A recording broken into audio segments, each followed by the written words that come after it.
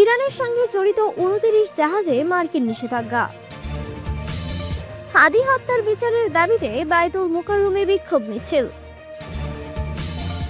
৩,০০০ বছরের রহস্যময় গণকবরের সন্ধান। ঋণের বোঝা মাথায় নিয়ে নারী ও পুরুষের আত্মহত্যা। সর্বশেষ জানাবো, আওয়ামী লীগ ও সহযোগী সংগঠনের ৪ নেতা গ্রেফতার। দেখছিলেন সংবাদ শিরোনাম, এবারে বিস্তারিত। ইরানের সঙ্গে জড়িত ২৯ জাহাজে মার্কিন নিষেধাজ্ঞা। ইরানের তেল ও তেলজাত পণ্য পরিবহনের অভিযোগে ২৯টি জাহাজ এবং সেগুলোর ব্যবস্থাপনা প্রতিষ্ঠানের বিরুদ্ধে নতুন নিষেধাজ্ঞা ঘোষণা করেছে মার্কিন অর্থ মন্ত্রণালয়। এসব জাহাজের মাধ্যমে শত শত মিলিয়ন ডলার মূল্যের ইরানি তেল পরিবহন করা হয়েছে বলে অভিযোগ করেছে ওয়াশিংটন। বৃহস্পতিবার ১৮ ডিসেম্বর ঘোষিত এই নিষেধাজ্ঞার আওতায় এক মিশরীয় ব্যবসায়ীও রয়েছেন। তার মালিকানাধীন বা সংশ্লিষ্ট কোম্পানিগুলোর সঙ্গে এই ২৯টি ট্যাঙ্কারের মধ্যে ৭টির যোগসূত্র রয়েছে। মার্কিন অর্থ মন্ত্রণালয়ের এসব জাহাজকে ইরানের তথাকথিত শ্যাডো ফ্লিট এর অংশ হিসেবে উল্লেখ করেছে। এছাড়া সংশ্লিষ্ট আরও কয়েকটি শিপিং কোম্পানির বিরুদ্ধেও নিষেধাজ্ঞা আরোপ করা হয়েছে। অর্থ মন্ত্রণালয়ের ভাষ্য অনুযায়ী নিষেধাজ্ঞাভুক্ত জাহাজ ও প্রতিষ্ঠানগুলো সমুদ্রপথে শত শত মিলিয়ন ডলার মূল্যের ইরানি অপরিশোধিত তেল ও তেলজাত পণ্য পরিবহনে জড়িত ছিল। হাদি হত্যার বিচারের দাবিতে বায়তুল মুকাররমে বিক্ষোভ মিছিল।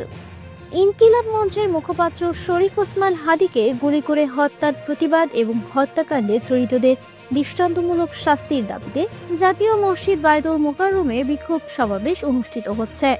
শুক্রবার জুমার নামাজের পর বায়তুল মুকাররম প্রাঙ্গণে শরীফ ওসমান হাদির উপর হামলাকারীদের দ্রুত গ্রেপ্তার ও বিচার, অবৈধ অস্ত্র উদ্ধার এবং লীগ সন্ত্রাসীদের গ্রেপ্তারের দাবিতে শিরোনামে এই কর্মসূচি শুরু করে বাংলাদেশ খেলাফত ছাত্র মজলিস। সমাবেশের শুরুতেই সংগঠনটির নেতাকর্মীরা বিভিন্ন স্লোগান দিতে থাকেন। স্লোগানগুলোতেও ছিল আমি কে তুমি কে, হাদি হাদি। আমার সোনার বাংলায় খুনি লীগের ঠাঁই নাই, ফ্যাসিবাদের ঠিকানা এই বাংলায় হবে না এবং আমরা সবাই হাদি হব, যুগে যুগে লড়ে যাব। একই সময় জুমার নামাজ শেষে খেলাফত মজলিসের ঢাকা মহানগর দক্ষিণ শাখাও বায়তুল মুকাররমের পৃথক বিক্ষোভ কর্মসূচি পালন করে, যেখানে হাদি হত্যার প্রতিবাদ ও বিচার দাবি করা হয়।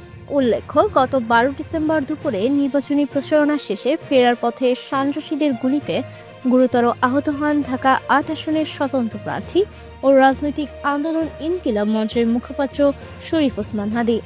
প্রথমে থেকে ঢাকা মেডিকেল কলেজ হাসপাতালে ভর্তি করা হয়, পরে উন্নত চিকিৎসার জন্য এভার কেয়ার হাসপাতালে নেওয়া হয়। অবস্থার অবনতি হলে ১৫ ডিসেম্বর তাকে এয়ার অ্যাম্বুলেন্সে করে সিঙ্গাপুর জেনারেল হাসপাতালে পাঠানো হয়। সেখানে চিকিৎসাধীন অবস্থায় বৃহস্পতিবার তিনি মারা যান।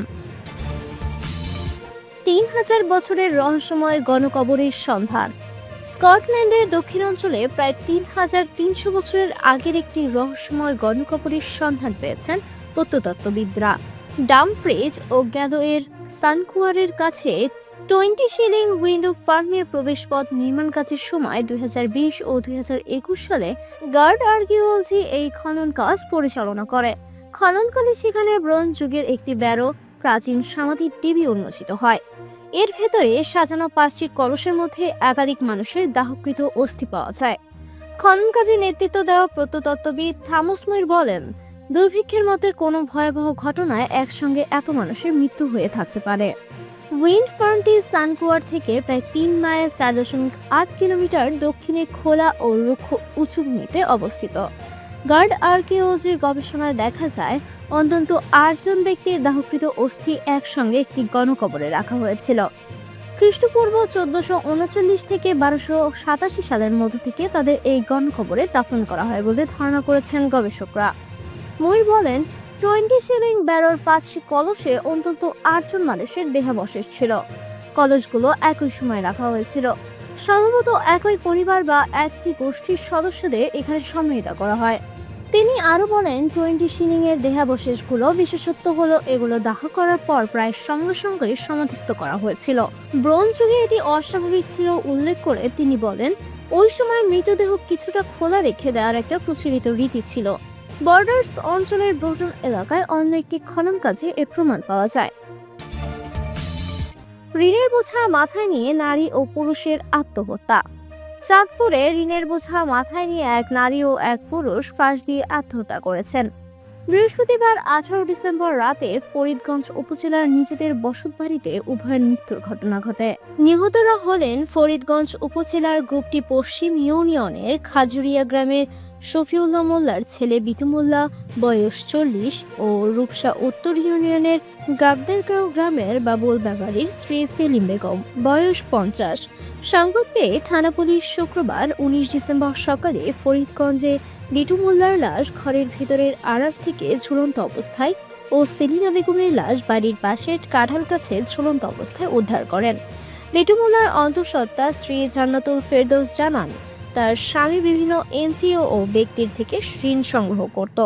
নির্দিষ্ট কোনো কাজ না করায় ঋণের কিস্তি দিতে সমস্যা হতো। এ নিয়ে মাঝে মধ্যে ঝগড়া বিবাদ হতো। বৃহস্পতিবার রাতে হঠাৎ করে তার স্বামী তাকে মারতে আসে। পরে সে ভয়ে ঘরের বাইরে বের হয়ে আসলে তিনি ঘরের ভেতর থেকে দরজা বন্ধ করে দেন। পরে তার ডাক চিৎকারে আশেপাশের লোকজন এগিয়ে এসে দরজা ভেঙে ভেতরে ঢুকলে তাকে ঘরের আড়ার থেকে ঝুলন্ত অবস্থায় দেখতে পায়। এদিকে সেলিনা বেগমের মৃত্যুর বিষয়ে স্থানীয় ইউনিয়ন পরিষদের ইউপি সদস্য ইব্রাহিম মৃধা বলেন, বিভিন্ন স্থান থেকে ঋণ করে তার এক ছেলেকে প্রবাসে পাঠানো হয়েছে। এখনো ঋণ পরিশোধ হয়নি। এর মাঝে ছেলে বিদেশ থেকে চলে আসতে চায়। এ খবরে তার পরিবারে কলহের সৃষ্টি হয়েছে। প্রতিদিনের ন্যায় বৃহস্পতিবার রাতে পরিবারের সদস্যদের সাথে রাতের খাবার খেয়ে সেলিনা বেগম ঘুমিয়ে পড়ল। শুক্রবার ভোরে বসত ঘরের পাশে একটি কাঁঠাল গাছে ঝুলন্ত অবস্থায় তার লাশ দেখতে পায় স্বজনরা। পরে পুলিশকে খবর দেওয়া হয়। এ বিষয়ে ফরিদগঞ্জ থানার ওসি মোহাম্মদ হেলাল উদ্দিন বলেন, লাশ দুটি উদ্ধার করা হয়েছে। প্রাথমিকভাবে মৃত্যুর কারণ নিশ্চিত হওয়া যায়নি। ময়নাতদন্তের জন্য জেলা সদর হাসপাতালে মর্গে পাঠানো হয়েছে। আওয়ামী লীগ ও সহযোগী সংগঠনের 4 নেতা গ্রেফতার। সুনামগঞ্জে পুলিশের বিশেষ অভিযান টেবিল হান্ট এর আওতায় কার্যক্রম নিষিদ্ধ আওয়ামী লীগ, যুবলীগ ও বঙ্গবন্ধু পেশাজীবী পরিষদের 4 জন নেতাকে গ্রেফতার করা হয়েছে। বৃহস্পতিবার 18 ডিসেম্বর রাতে ছাতক উপজেলার বিভিন্ন গ্রামে পৃথক অভিযান চালিয়ে নিজ নিজ বাড়ি থেকে তাদের গ্রেফতার করে পুলিশ। গ্রেপ্তারকৃতরা হলেন উপজেলার 10 নং দোলাবাজার ইউনিয়নের বারগোপি গ্রামের মৃত এখলাস মিয়ার ছেলে জুনেদ হোসেন বয়স 34।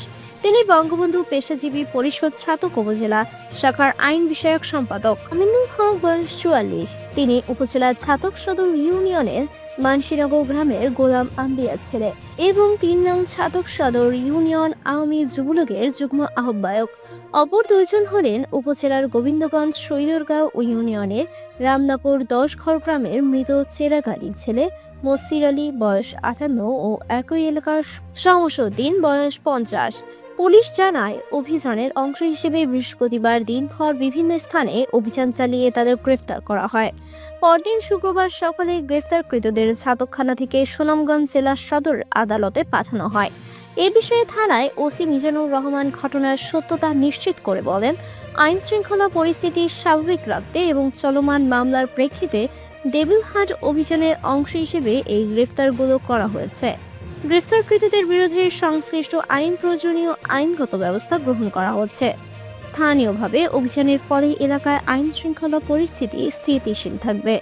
টেবিল হান্ট অভিযান শুরুর পর থেকে ছাতক উপজেলায় পুলিশের তৎপরতা বৃদ্ধি পেয়েছে এবং বিভিন্ন এলাকায় নিয়মিত অভিযান পরিচালিত হচ্ছে।